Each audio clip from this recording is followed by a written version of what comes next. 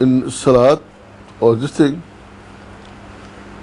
So Abu Jahl got hold of a stone and he went to Rasulullah. So he was carrying stone like this. So this arm got stuck here. Yeah? His body wouldn't leave him. He wouldn't able to extract his hand. He was so terrified, he ran back. Then Walid, his companion Mughira, he said, I will go. I will crush the head of Toba Nauz Billah, the Holy Last Prophet Sallallahu Alaihi Wasallam. He picked stone. When he went near Rasulullah Sallallahu Alaihi Wasallam, he couldn't see anything. In his front, he turned back, he couldn't see behind him. He was just caught in total darkness, And then he could only shout, and he could hear people. Seeing this, the third friend of Abu Jahl, he got up. He said, I will see how it is not possible to kill the Holy Last Messenger. So he picked up again a rock and went towards Rasulullah. He was attacked by a very fearful, ox, a bull, who ran towards him, and then he died. So this is what happened. Basically, this happened to those people who tried to murder Rasulullah. But all those is also mean all those who will deny the message, the guidance of Allah subhanahu wa ta'ala as given by Rasulullah, they will be like those that they will not be able to, do anything. They will be prisoners of their own deed. They will just be able to look up. Everything will be limited.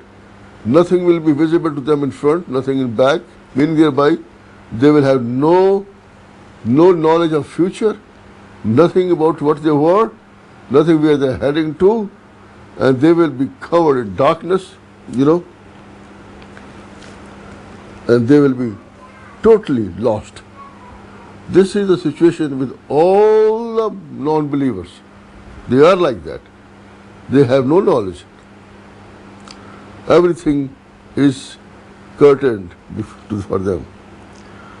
Then Allah subhanahu wa ta'ala says, إِنَّمَا تُنذِرُ مَنِ اتَّبَعَ ذِكْرَ وَخَشِيَ الرَّحْمَنَ بِالْغَيْبِ فَبَشِّرْهُ بِمَغْفِرَةٍ وَأَجْرٍ كَرِيمٍ. Ya Rasulullah, or all those da'een, all those preaching Islam, you can warn only those people who fear وَخَشِيَ الرَّحْمَنَ, who fear Rahman, Ar-Rahman, bil-ghaybi. Bil-ghaybi. I might write bil-ghayb. Here, bil-ghaybi. I'm not using my specs, by the way, so meantime I miss Arab, but I tried my best. Those people who do not fear Allah subhanahu wa ta'ala, Rahman, your word is Rahman. You cannot give any dawah to them. There is a precondition for giving dawah. You will find many so-called Muslims who will apparently be making salat, but they are not afraid of Allah subhanahu wa ta'ala. So if they are not afraid, don't give them dawah.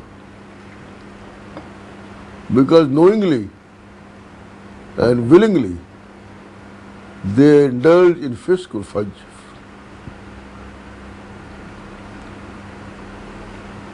I mean, there are people, they make salat, but when they come home, they turn on their TVs and see singing and dancing, even nude pictures, movies. All those filth, obscenity they see, and they call themselves Muslims. They are not. They don't fear Allah. So precondition is that the person whom you want to give dawah, one, he or she must fear Allah subhanahu wa ta'ala without seeing him. Because if person was shown Allah subhanahu wa ta'ala or angels or the hereafter, they may not believe. There is no guarantee for that.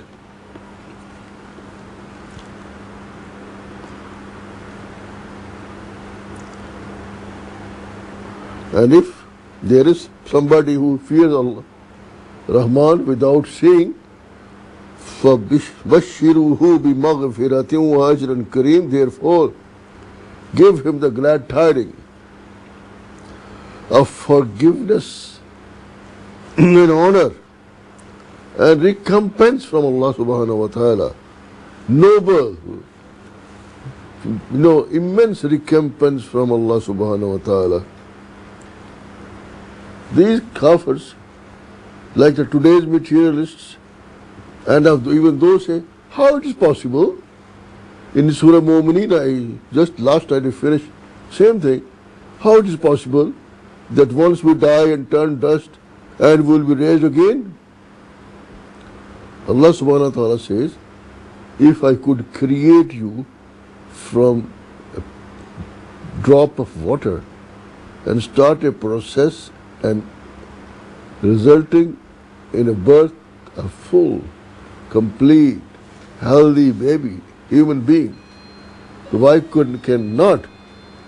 What stops you from believing in that I can also, give you life when you turn to dust? Because these were the arguments which Allah gave in Surah Mu'minun. And these Allah says, indeed, inna nahnu nuhyil mawta wa naktubu ma qaddamu wa asharahum wa kulla shayin ihsanuhu fi imamun mubin. Up to this ayah, with which this first ruku ends, is regarding those people of Banu Salma who wanted to move near Masjid al-Nabawi, and this ayah was actually sent down in Medina to Munawwara. So only this was inserted into Surah Yasin, which basically was sent down in Makkah al-Mukarramah. I told you that this, Allah says, Rasulullah said, stay where you are, because Allah is going to keep record of each and every step you take towards the masjid.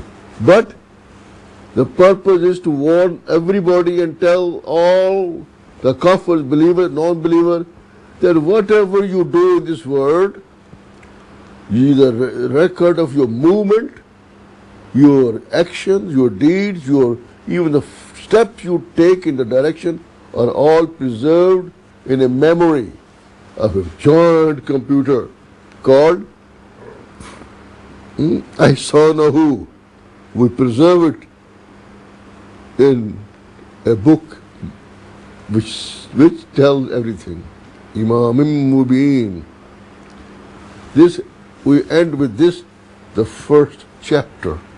That is the beginning of Surah Yasin, right? Now the real incident starts. Allah subhanahu wa ta'ala mentioned an incident.